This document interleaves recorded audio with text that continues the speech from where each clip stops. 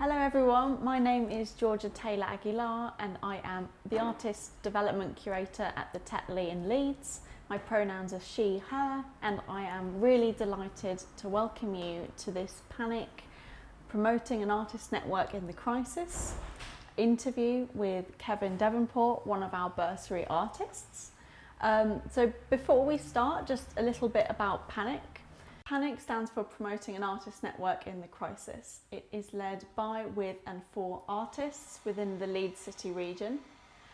Panic shares learning, resources, awards bursaries, and also offers training and mentorship opportunities too.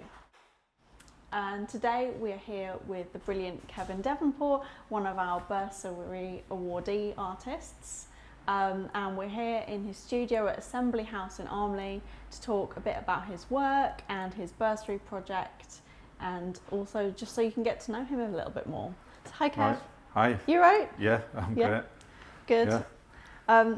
So we're currently kind of in front of your new bursary painting, which you're doing for Panic. So can you just describe and tell us a little bit what it's about all the about? Artwork? Yeah, what it's all about.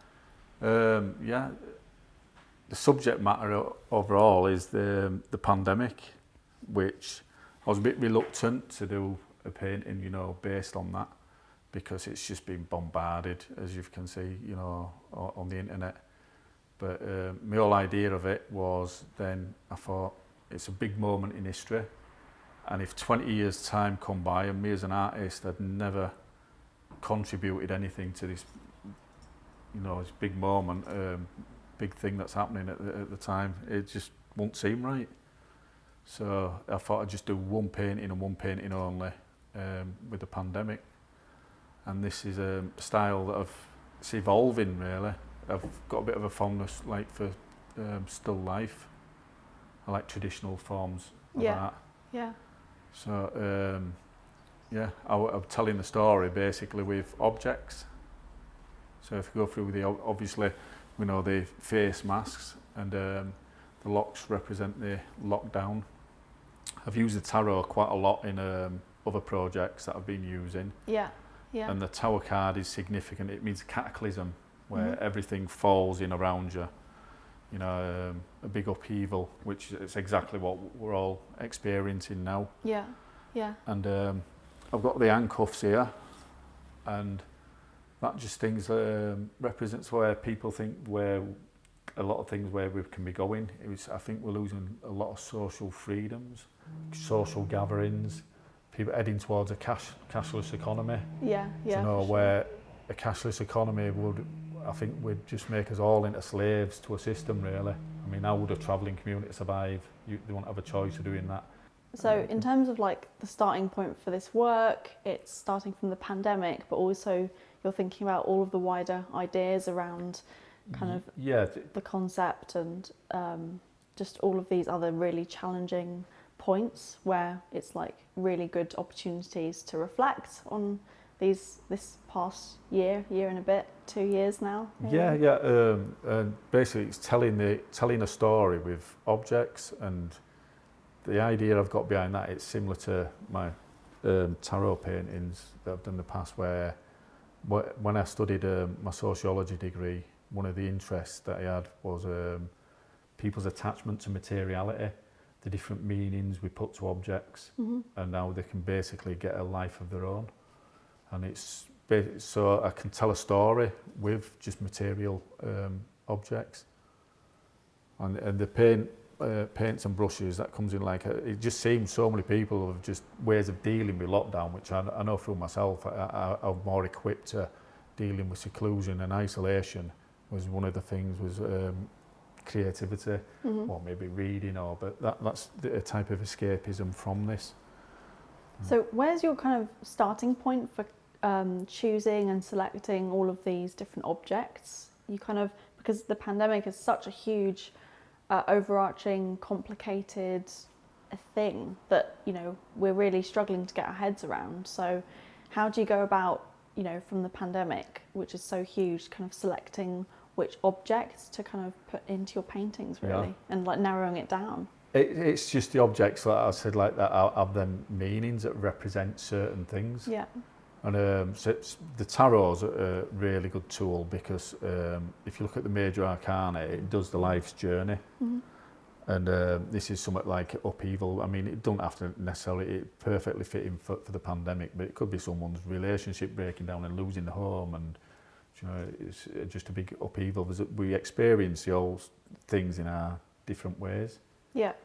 Yeah, It's for sure. it's a good tool, the tarot, because it doesn't matter how different we are as people. You see, there's certain little cycles in life that we all experience. A good way of putting it, do you remember one of the other panic artists, Tamina? Yeah, Do Tamina. you seen that bit of art she did with the negative labels? Yeah. Now Yeah. look how completely different we are as people. She's from a different ethnic background, different gender. I mean, she's that tall, I'm this tall. I'm like working class ex-villain, completely different people. Yet she did that bit of artwork where she's negatively labelled, and I've had the same experiences with my past being negatively labelled. Yeah. So we all have these same experiences in life, Yeah. but just in our own ways. Yeah, definitely. Yeah. And I think, you know, everyone's got their challenges, their barriers, and actually they're so complex and they're so intersectional because race and class, ethnicity, gender, disability, you know, they all kind of, you know, interact with one another and very differently for different people. Different ways, Yeah. but we all experience life. We still experience the same patterns. People fall in love, they fall out of love. You know, we experience treachery. We all experience the same things, regardless of his ethnicity and gender and such. So, what is the significance of the tarot arcana to you personally? Significance, it's just a big changing point in my life. As before, a lot of things where I changed my life around all come together at the same time. Yeah. So yeah, before that I didn't believe, atheist, quite a nihilist. I didn't believe life was meaningless. It was just a speck in the universe, that complete chance, you know. And I went for a tarot reading and everything really come out, you know. I realised that it wasn't complete rubbish. Yeah. And it was quite a bit of a changing point. So that really started making me tune into a more spiritual side of myself. I realised there is that aspect to life now. Yeah. Yeah. So yeah, it's a lot of my artworks evolved from these paintings, you know, the tarot projects I was doing of my life story. And that they only like it evolved from just a still life study of learning how to paint. And then now I'm using this again. I mean, like the off-canvas composition, which I've used in the paintbrushes there, and the dog. So yeah, each painting I'm like evolving and moving on to the next. So where it's taking me, I still don't know myself. Yeah. So I guess, Kevin, what's next for your work? What else are you up to at the moment? I'm doing this, designing a tarot card for Leeds Tarot Project, which that's going to be in an actual tarot deck, 78 artists, because there's 78 tarot cards, so different artists for every card, which it's going to be good, that, because I don't think it's ever been done. Every tarot, there's hundreds of different tarot decks, but it's an artist that's done a specific deck. They haven't done a deck where it's a different artist for every card. Yeah, wow. So yeah, I've got the Eight of Cups, and in true tarot style, we've had them just drawn for us. We never got to choose the card. And the Eight of Cups, believe it or not, means moving on in life, moving away from something and going on to other things. And I thought, what more appropriate card could I have picked? Yeah, yeah. So, well, I didn't pick myself, what I had chosen for me. No, that's why I'm good at it. That's what the trainers represent in there, moving onwards. Yeah, because you've got, in your previous paintings, you've got a series of kind of trainers and sneakers at different points in your life. So that's a kind of a real hallmark for you in that characterization, but also a way that you could maybe, that you use you use these objects to help your self-portraiture, I guess, because it is kind of like self-portrait, really. Yeah, the trainers do represent the self in the life. I see the self more as like the soul. The identities are just different things we attach to ourselves. You know, when you look at the self, what are you it's just a jumble of thoughts, experiences, memories, and we just create a narrative out of all that to get a sense of selfhood of who we are. Yeah. Yeah. But, it changes throughout life. Yeah, for sure. So like that in my tarot series, it just shows you all the different identities, the different objects that I use represent a certain identity, while it's the trainers themselves make the movement through life, moving through all these different identities. Yeah, okay. And I guess one other question I had was the development of your artwork as well, because you started working in acrylics, now you're working in oils, and you started working slightly smaller, but now you're working slightly bigger. Is your plan to keep working at this kind of similar scale, or what? I'd just like to try new things. As you can see, I mainly paint traditional art forms, so I'll paint landscapes, portraiture, very fondness for still life.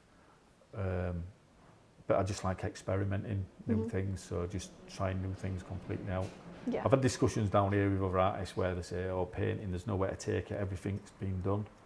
And that's one of the things why I like traditional art forms, because like, where's the rules where we have to discover something completely new, what nobody's been done. Don't everything happen in cycles anyway? History always repeats itself, so and like a lot of the traditional art forms I do, they've all got a contemporary essence about them anyway. You can sell it to more of a modern day, but in a traditional art form. Yeah, and I guess that's your strength in that you keep responding to either yourself or external happenings and external situations, such as this, for example. That's where I get a lot of influences. And that's where exactly. Yeah. But I'm never short of ideas, to be honest. I can't understand an artist that says, oh, I don't know what to paint, because I always say to people, just paint that then. Just pick a paintbrush up, paint whatever. But I've always got thousands of ideas, so I'm always like 2, 3, 4 paintings behind. What I've got to go on. By then I've thought of new ideas, what I want to do. So you've got to have like a parking space where you just don't look for ideas, everything. they just come to me. So I can just be driving and then something pops in my head. I think, that'd be a good painting. That's really brilliant. Fantastic. Well, it's been like a pleasure to speak with you, Kevin, and also to see your studio and Assembly House as well. I guess we wish you well for your next painting. And we look forward to seeing this kind of presented online and seeing what people make of it as well within the Panic Network. So it's lovely. Brilliant. It's been a pleasure working with you. Kev, it's been amazing. So thanks. Okay, thank you. Thanks.